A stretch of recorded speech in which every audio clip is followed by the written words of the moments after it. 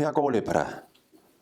Tänavu möödub 103 aastat Eesti Vabariigi väljakuulutamisest ja 101 aastat Tartu rahulepingu sõlmimisest Eesti ja Venemaa vahel.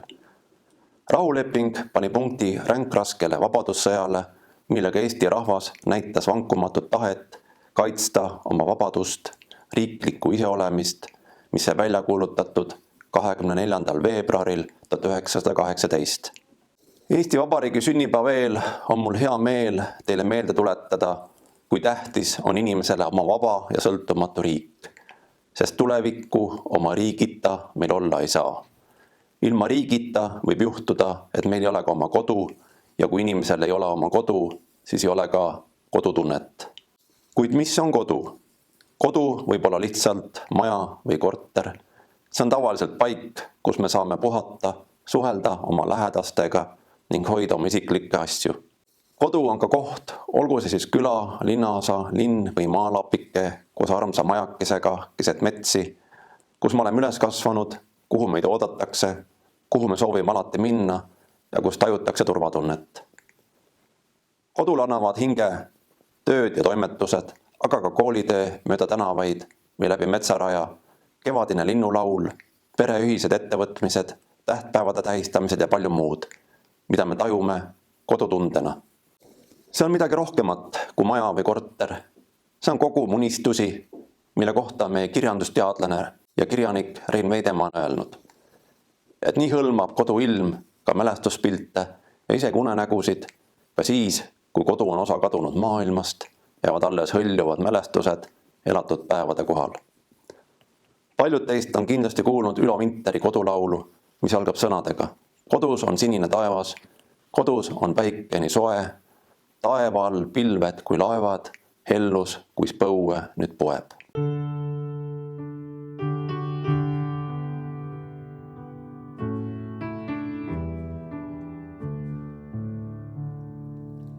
Kodus on sinine taevas, kodus on päike nii soe.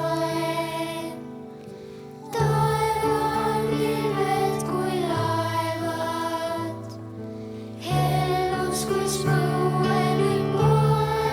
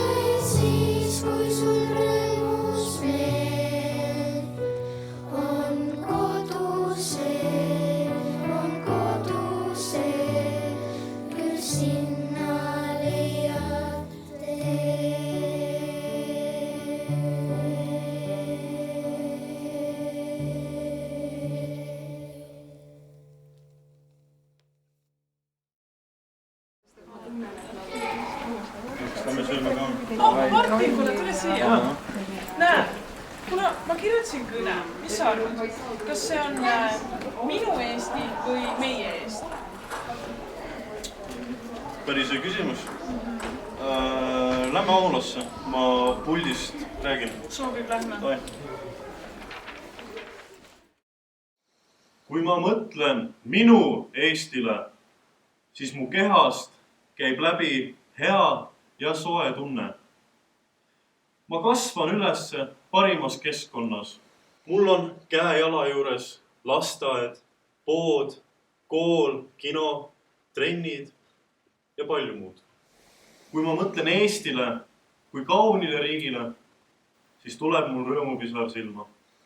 Ma olen saanud kogeda midagi nii võimsat kui osalemist laulupeol. Laulda kõigi nende eestlaste keskel oli midagi nii erakordset, mida iseenesest on üpris raske kirjeldada. Mu seest käisid läbi külmavärinad, nutt kippus pidevalt kurku mõtte peale, et kunagi nägid meie esivanemad vaeva selleks, et me kord saaksime siin kõik koos laulda ilma mingisuguste murepilvedeta. Nähes kõike seda rahvast minu ümber, teadsin, need on minu inimesed. Me ei pea üksteist isiklikult tundma, kuid me räägime sama keelt, laulame sama laulu ja see on juba suur samm üksteise mõistmiseni.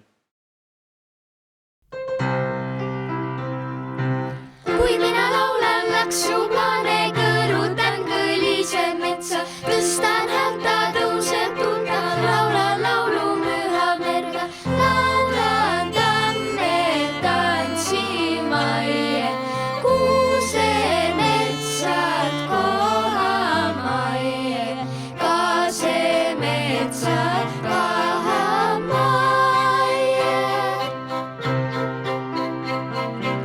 Enne lõpeb lõmmu metsa, kuivab ära kuuse metsa, kaob ära kaase metsa, alaneb see hava metsa. Enne kui laulud minusta, laulusõnad südamesta, laulukõla keele päeva. Kui mina laulan laksuplaane, kõõrutan kõlised metsa, tõstan häälta, tõuseb tunda, laulan laulu mühab merga. Talvine kodumaa, Leelo Tungal, me küünlakuine kodumaa on lumevaiba all.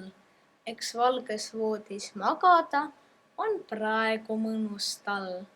Maa puhkab, et võiks ärgata taas rõõmsalt kevadel, siis sinilill saab tärgata, siis laulab kurekell. las härma puistab tuuleraps nii pilvedelt kui puult. Ei pelga Eesti koolilaps, ei pakkast ega tuult. Kui päike muutub soojemaks ja sulab lumi paks, näeb Eestimaa, et iga laps on saanud targemaks.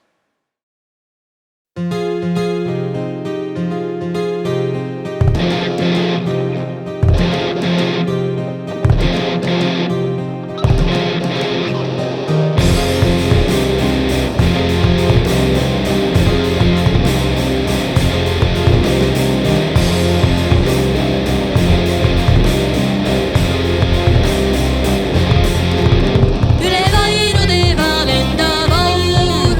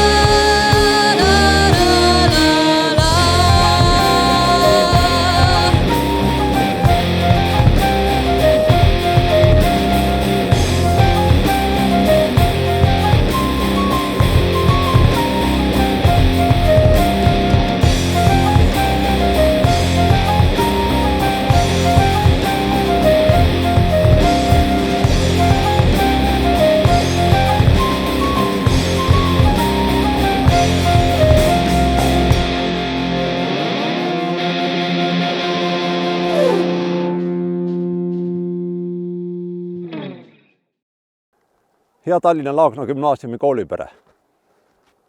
Tahan teile täna Eesti Vabariigi aastapäeval meelde tuletada väga lihtsa tõe, mida järgides on võimalik olla lihtsalt hea inimene ja seeläbi muuta Eesti veelgi paremaks paigaks, kus elada.